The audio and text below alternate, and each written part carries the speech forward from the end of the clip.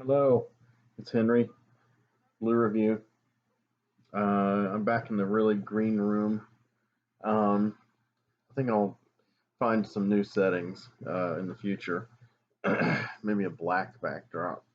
Um, back uh, lighting. Anyway, I wanted to talk about the 13 Days of Halloween, and I'm going to go ahead and just unrehearsed as usual, off the cuff, just jump in with my thoughts on some films on Blu-ray. And in this case, Um, I mapped them out, so it's like it's really 14 days altogether. And basically, you can either consider today, the October 20th, to be kind of a prologue, or you can consider November 2nd, Day of the Dead, to be kind of the epilogue. But in any case, so uh, 28 movies, I guess, altogether. Does that sound right? Yes. So basically, I'm going to talk about. I'm going to do these every other day. These videos, and I'm going to talk about um, four movies within the two days. I'm going to try to watch two movies a day. Um, Today's films. Well, I'll get to that in a second. Let me tell you just a little bit more about my program guide thing. So I mapped them out, and they're by genre, and I gave them these kind of, I don't know, off the top of my head, names that were kind of thought were kind of amusing that sort of describe the theme. So, like for instance, today, October 20th, 2020, um, it's chiaroscuro. So that's an art term. It's like extreme black and white contrast. Um, Comic book fans will probably know it, the style from Frank Miller's work, especially on like Sin City, which the movie also had the same style. Um, So what comes under chiaroscuro? Well, today is The Mummy. This is the very first movie in our incredible film fest.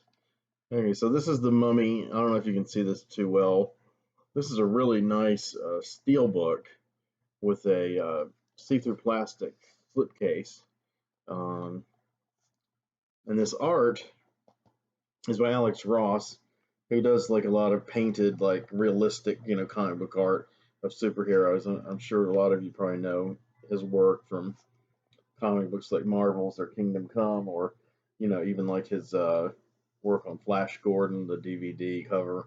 So he did a DVD cover for this, and I really enjoyed this. This is part of Universal's kind of sprawling steelbook program. A lot of good steelbooks for a lot of films. I've got a few. I've got Psycho, Casino, Hulk. That might be it, and then this one. So I don't know if they did many for the Universal monsters. They probably did, and I just totally, missed them. I didn't even know this existed until someone brought this copy in and sold it at my last job at Second and Charles, where I kind of like appraised and priced and etc. Collectibles, which kind of prepared me for my current job on eBay, which I kind of work for myself out of home. But anyway, yes, The Mummy. I love this cover. I think it's one of Alex Ross's best pictures. It's nice to have it in black and white, and it's a little looser and more moody than a lot of his stuff. Some of his stuff is a little too sterile for me personally. Not enough contrast, dark and light. But yeah, I'm happy with the cover. I'm happy with the steelbook. This is the high definition, and as you can see, it says The Mummy. And again, here we go again. The Mummy. Look at that incredible makeup on, if you can see it, with Boris Karloff. He looks tremendous as this character. The thing is, he's not a mummy the whole movie. If you haven't seen this movie and you've just seen maybe some of the really kind of not very good sequels or later remakes, or like the Hammer version or the Stephen Sommers version, you might think, yeah, he's swathed in bandages like the whole time. He's just walking around like that and like this, and he's, I guess, killing people. I don't know. Anyway, that's the impression I got. I think I saw this when I was a small child on one of the shock theater kind of things we had on Friday evenings, late on local channel 36, and had a horror host called Dead Ernest. I love that. And it was a local personality, Larry Sprinkle, who has kind of been a chameleon here. I mean, he was Dead Ernest, then he morphed into a superhero host called Sonic Man, who had his own language. And he would give a glossary each installment of different words. And then eventually he became a weatherman. And, he did comedy, he did whatever, regular, straight reporting. I don't know what's become of Larry Sprinkle. He's probably still around here. He probably looks the same. He's probably kind of laminated now because every time I see him, he's kind of like that exact same look, and his hair is exactly perfect. But I gotta say, I like him better as Dead Ernest. He wore makeup and he had longer hair, and he looked like Alice Cooper, who was very popular during the time Dead Ernest did his show. So anyway, I probably saw this on there. I saw the vast majority of the Universal monsters, all the big ones, especially at a very young age on that show. Um, I was always looking forward to it every week. So, I was a horror kid, but, then I got out of horror for a number of years and it wasn't really a big deal to me. So, I eventually came full circle and came back to horror. And now I'm kind of obsessed. It's my favorite film genre. Though I love many. So The Mummy, I believe it's 1932, so it's good old Boris Karloff. And like I said, his makeup is amazing. Basically, what I was going to say is it's not what I was expecting. I got this Blu ray, and so I watched this movie that either I'd never seen before or I'd seen 35, 40 years earlier. And it's not true. He doesn't walk around with bandages the whole time. In the beginning, he is. And even then, you can see his face, and it's kind of mummified, but it doesn't have the bandages covering his whole face. It's got that incredible makeup. But basically, he comes back to life, and his name is Imhotep, and he's basically an ancient Egyptian sorcerer, and he's in love with a woman. Uh, uh, I can't pronounce her name. It's like very long and strange Egyptian name, but it's really cool. Ankanacho or something. I don't know. You guys can tell me in the comments, okay? And anyway, she's played by this really terrific actress. Blanking on her name. Maybe I'll be on here, but it's not somebody I was familiar with. I think her name was like Zilla something, but she's really interesting. She's real thin and she's slender, and she's very kind of the flapper era.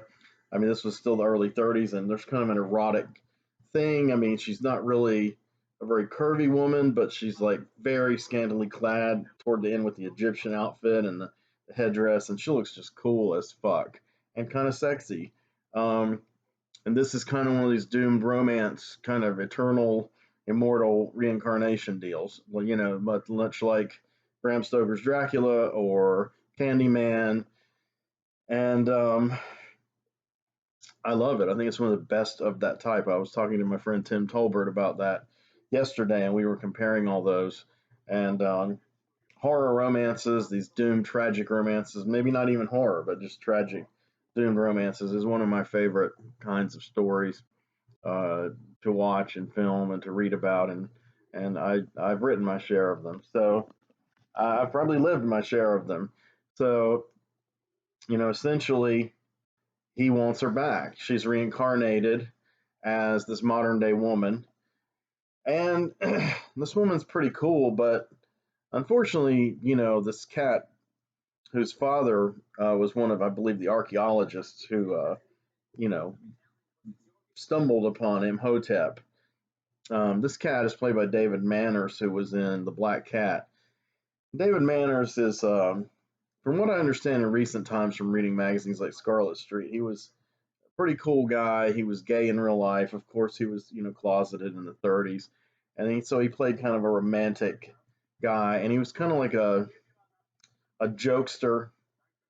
He's a lot less glib and goofy in this than he is in Black Cat, but he's still very unappealing. Very, I kind of wish he'd, well, he couldn't because of the times, but I kind of wish he'd have just played a gay character, and been himself. He probably would have been a pretty fine actor, but shoehorned into these kind of movies as the hero, he's instantly forgettable. Nobody cares. Nobody wants her to end up with David Manners. They want her with Boris fucking Karloff. I mean, seriously. And Karloff, once he's come back to life and everything, he looks like, regular middle-aged human, but he does have a very still has very wild makeup, and his eyes are very baleful, and he has this magic ring that he hypnotizes people with. Because, like I said, he was a sorcerer, and the woman that he loved in ancient Egypt, she uh, was a sorceress, a high priestess of Isis, and basically she dies, and Imhotep wants to cast this spell with the scroll of Thoth in order to resurrect her, and that's considered like some kind of blasphemy against some of the gods. It's almost like the equivalent of black magic. And so he is buried alive and mummified. They wrap him, and they do wrap his whole face and everything. Flash forward, I think he says in the movie it's 3,700 years later, and he's discovered in the 1930s, and he poses as this character named Ardath Bey, who's like I think he's like an antiquities dealer in Egypt or something. And he stumbles upon, the archaeologist and, the David Manners character and this young woman, and she looks just like his lost love, and she turns out to be his lost love reincarnated. It was done in such a classy way, very understated. There's hardly any music on this whole soundtrack. So there's none of this like manufactured melodrama. There's like these points where it's just grim and uh, total atmosphere.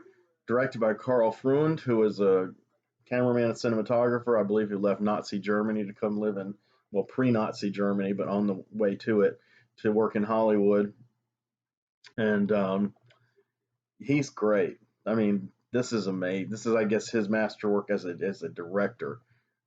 He was really famous for inventing I believe it's called like the two camera setup on for television on I Love Lucy, and he was the director of photography on that, and that's why a lot of those shows still look really good in reruns and on DVD because he had very sharp photography, black and white photography.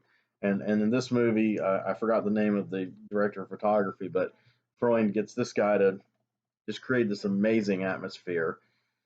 I loved this movie. I loved seeing it again. And I think not long after I picked it up, I watched it on Halloween of 2018 with my good friend Tim McLean. We watched this and then Mandy on Blu-ray, which he had not seen at that time. I had in theater. And I think Tim had not seen Mummy in even longer than I had. But like I said, I didn't remember it.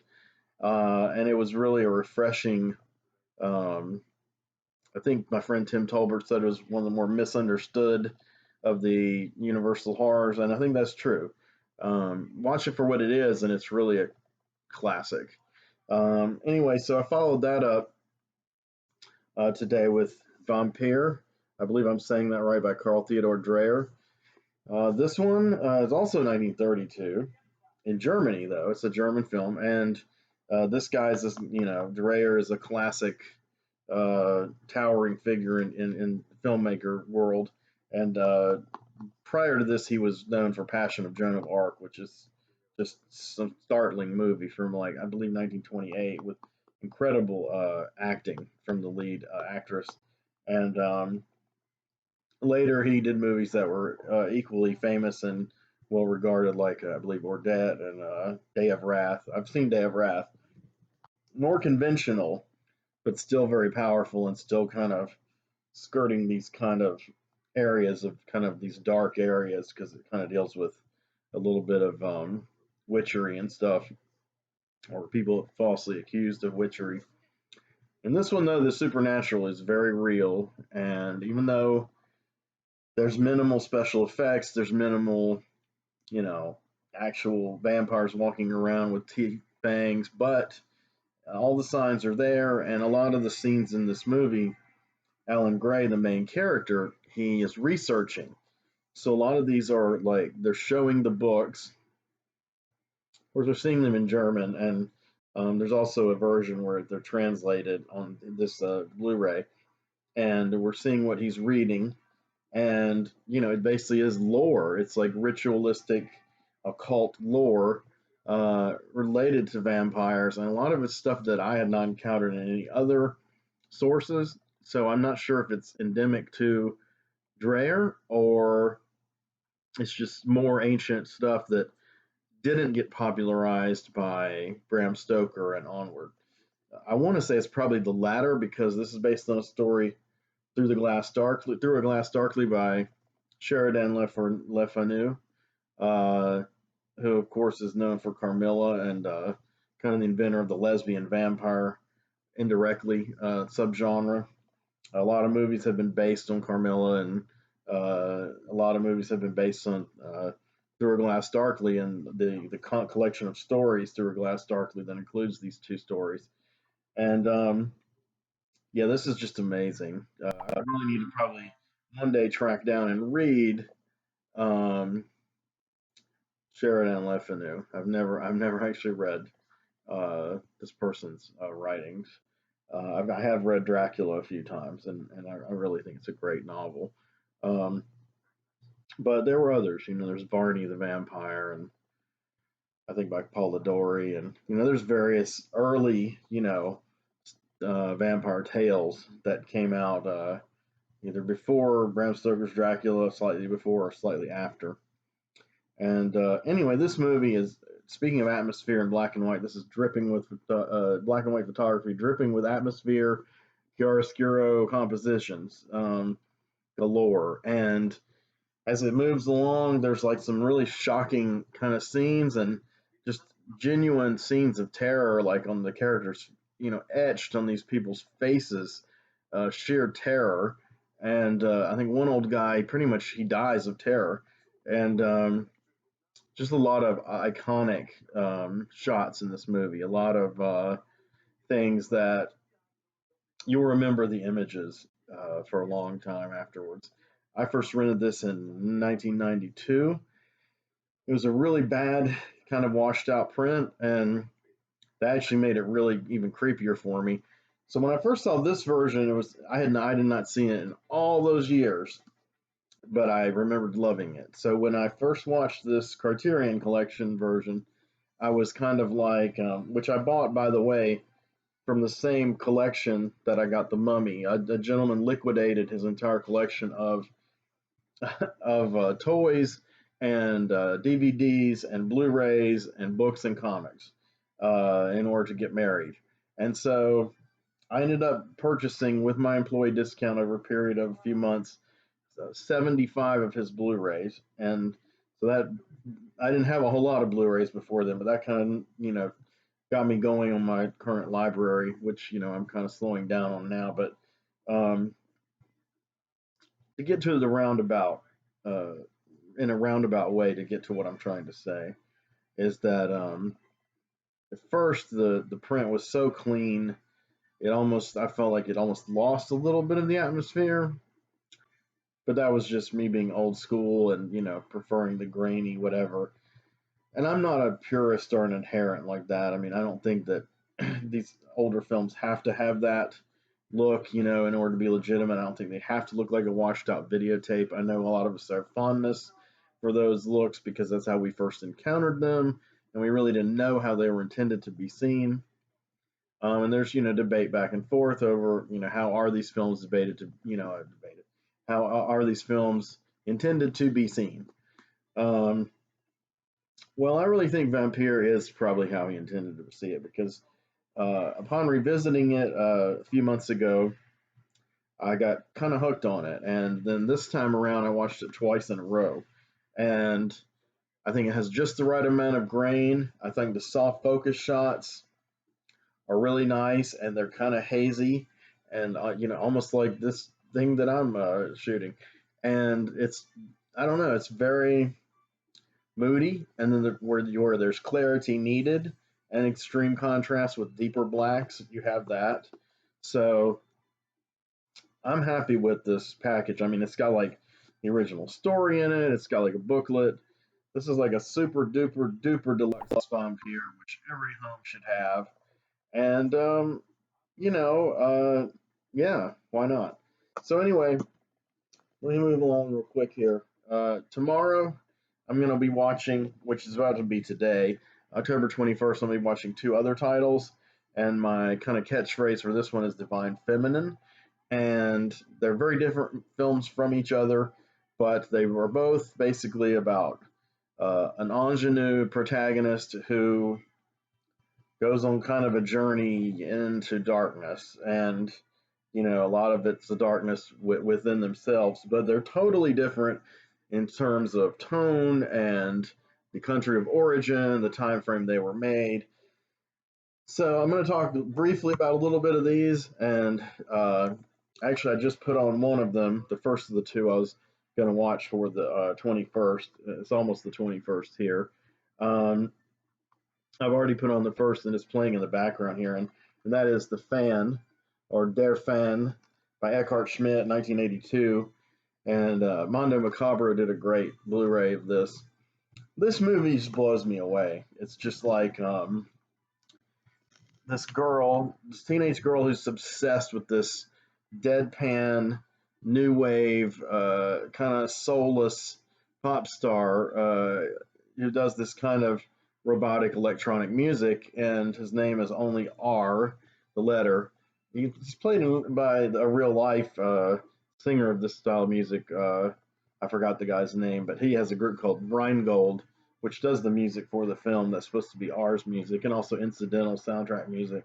I like all the music, and it all works, whether it's his electronic music or whether it's like incidental guitar music for the scenes. It's all great. Um, this lead actress, I always keep forgetting her name. I'm not sure if I can read this, but I'm going to try. Desiree Norbush. Oh my God. I'm not sure how old she really was when she made this movie. I'm going to assume that she was probably 18 or even maybe 20. Playing a character who's like 16 or 17. And of course, there are scenes towards the end of the movie of like total extended full frontal nudity. So, and again, I know some of the mores or whatever in Germany in the 80s probably were a bit different than what we're used to now in the Western world. And maybe a 16-year-old girl being totally naked in a film was not considered a big deal. I mean, she's not having like sex with anybody, but I mean, she's kind of romantic, trying to get romantic with R, but there's no actual graphic, touching or anything between them. Um, though some graphic body things do happen between them, but they're not pleasant at all. Um, she is very obsessed with him, and she just doesn't. She's not interested in anything else. She's just like fuck it, to her parents. She goes to the post office every day to look for his letters, and if if she thinks the mailman is lying, she'll just whack him in the face. And or she tells her ex-boyfriend, take a hike, and she's just completely obsessed in the most extreme way with this guy. So, people who throw around the word stalker these days, man, this girl is a stalker. She is stalking R, but he has so many fans and so many young girls who like him that her behavior really probably isn't seen as all that weird by him or his entourage, his retinue. And eventually she manages to crack into that and spend some time with him actually in person. And, of course, he turns out to be every bit the asshole you would probably expect him to be and utterly indifferent to her. But he does pretend otherwise for a while, and they have this little thing. Lasts a very short time, and of course, she wants all his attention. She wants all, she's sucking all the oxygen out of the atmosphere around him. And his little advisor group is thinking, why is she different than any other groupie? What the fuck, And of course, R's like, yeah, come on, and I'm, obviously he's just wanting to get laid with a teenage girl, and there's really nothing more complex than that. So for all his music supposedly being very deep, and some of his music sonically is very interesting, um, and our main character, played by Desiree, thinking that the music has these deep meanings that she gets that define her life, and that he understands her even though they've never met, and it's all destiny. Um, Really, he's a pretty shallow guy, and probably not a good example of German new wave musicians of that period, because it's hard to say. Well, I mean, I don't know what the actor was like in real life in Rheingold, but I'm thinking, well, gosh, were Tangerine Dream and Kraftwerk, I mean, were they like assholes who like exploited groupies? Maybe they were in real life, but you wouldn't know that from the solemnity of their music and the weight of their work. Rheingold isn't on that level, but they are in that general vein. They came out of that. There would be no Rheingold without a Tangerine Dream or a Kraftwerk. So in any case, so this kind of skirts the edges of krautrock, which is a scene that I absolutely adore, and a kind of vein of music of different subgenres that I really love, and all German, and that's a whole conversation for another time. The last few minutes of this movie are just absolutely jaw dropping, and all this coiled up intensity that's been building with this girl and her just completely monomaniacal drive towards this cat R. It unfolds in a very harsh manner, and she is not going to be scorned, and hell definitely has no fury like young Simone. Um, so she takes it to its absolute terminal point graphically, and you can probably read that in different ways based on how I'm saying it, but literally it's true. I mean, this is a movie that it's not in the necromantic league of German angst-ridden graphic horror as far as imagery, but as far as what it depicts or implies or what happens, uh, it's extreme, and I fucking love it. I think this is one of the most underrated horror movies of all time. Okay, so the last movie, which I'm going to watch tomorrow, is The Neon Demon. I don't know if you can see this cover. This was an Amazon original with starring Ellie Fanning, Keanu Reeves, Jenna Malone, and it is kind of a little bit of a body horror kind of thing. It's a girl who wants stardom. She's barely, again, she's barely legal, kind of like Simone here, and yet this woman played by I think her name's Christina Hendricks. She's kind of this really uh, famous Zoftig redhead, and she's kind of renowned for being on Mad Men and being like not only a genuine redhead, but also genuinely large breasts for a woman of her slighter build. Um, she's just a knockout, but she's in a couple of films by this director, Nicholas Winding Refn. She's in Drive. She has a bigger role in Drive. But anyway, she okays this girl, played by Ellie, to begin this modeling career. And she begins working with this infamous cat who's a photographer, and he's got all this moody kind of stuff going on. And he's played by, I believe his name's Desmond Harrington. He played Joey on Dexter. Very different kind of character here, but equally kind of with that edge, that really dark edge and cynicism. Um, but it's kind of like The Fan in the sense that it's a woman, she doesn't know what she's getting herself into with this. Of course, in The Fan, Simone doesn't give a damn. She just wants that dude. In this one, Ellie wants to, and I have forgotten her name of her main character. She wants to succeed, and she has a friend who's a guy who's just an average guy, and he befriends her, and there's a little bit of a romantic tension there, and he begins to see how she becomes more and more shallow the more she gets sucked into that world of being like totally perfect physically, and they're really not perfect physically. but they are like, emaciated and made up and plastic surgery, and it's just the whole world of the models, and it's very brutal world. They're really cruel and backstabbing to each other. Um, Along the way, the visuals are just stunning. Of course, heavily influenced by Italian directors Mario Bava and Dario Argento, using a lot of the same kind of color palettes that those guys did, and it's just stunning to look at. Reference choices of music are always good, and in this one, they're just superb. I can't remember the name of any of the artists right off the top of my head. They were people I wasn't really that familiar with in general. A lot of it's electronic, but not all, and very moody, very perfectly pitched. Uh, this is kind of a slow, deliberate film, kind of languid. You have to kind of stick with it.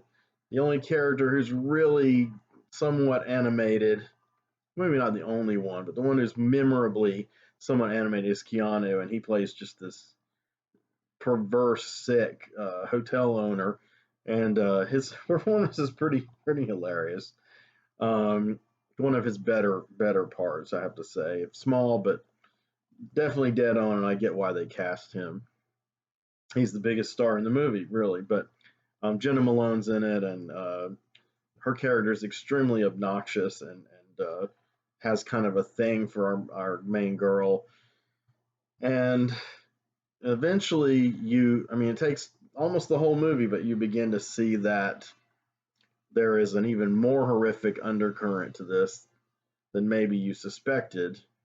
I've seen this movie 3 times now, and I still did not really see it coming, as far as foreshadowing. I was looking for it, knowing what was coming, but that's when we get into the body horror and we get into the violence and the gore and this kind of idea that, these women are feeding off each other, themselves, uh, trying to maintain the perfect body and wreaking carnage, literal carnage, of the flesh to do so. And so we start veering into like cannibalisms and sort of vampirism. It's it happens very quickly and it's very stylized, and you can. It's really bizarre. It's really strange, and unlike in a movie similar to that came around at the same time, Starry Eyes, which has a similar plot. Starry Eyes, you get this whole big reveal toward the end that it's like these these people who have selected this girl to be famous or whatever. They are some kind of cult and some kind of dark magical thing, but uh, that's not really announced on any kind of real scale in this film. I mean, it's like you really have to fill in the blanks yourself watching it, and there will probably be people watching it who've seen this movie more than I have or watched it more closely, because I have seen it the least of these four that I'm talking about today, and they're probably going to point out that uh, well, you miss some nuances, you miss some plot points. A good friend of mine, John, is really he has a lot of interesting angles on this film, and I'd like to kind of revisit those with him at some time. Um, but I love it. I think it's just the mood is great, the ending is cool, the music and photography and the end credits is just about worth the whole movie. Just how beautiful and well orchestrated they are. I used to kind of be down on Refn because he came off kind of annoyingly, in the media, um, and I thought some of his movies were a bit overrated. But I came around, and I generally like or love most of his films. Um, so this one is my favorite of the ones I've seen, which I've seen all of his films, I believe, except there's one I have not seen. I can't remember, but of course I've seen, Bronson. Bronson I didn't care for, um, but Valhalla Rising was cool with Mads Mikkelsen, and the Pusher films are cool. That's kind of what broke him originally in the '90s. Only God Forgives is really well made. Drive, I wasn't that into the first time. but when I revisited it on Blu-ray, I thought, wow, this is a killer movie. So anyway, I recommend all these movies. These are my 2 days. The Chiaroscuro films double feature for October 20th, which is now on its way out, and the two Divine Feminine films double feature that's uh, slated for October 21st tomorrow, which is uh, going to be coming up any minute now here in Charlotte, North Carolina, where I am. So I'll be back on the 22nd to talk about the movies I'm watching that day and preview the movies I'm going to be watching the day after. So I really appreciate you listening. It's been fun. I probably got a little hyper and ahead of myself a few times. But yeah, that's kind of how I get with this stuff sometimes. It's just passion. Some of it could be nerves, but a lot of it is just got a lot to say, got a lot of information to impart, and I want to try to do it as effectively, maybe efficiently, maybe entertainingly as possible. Lord knows I doubt I've achieved that, but those are my goals anyway. So I hope you'll come back and watch the next part of Blue Review, and I really appreciate you checking it out. Thank you, and have a great evening. Take care.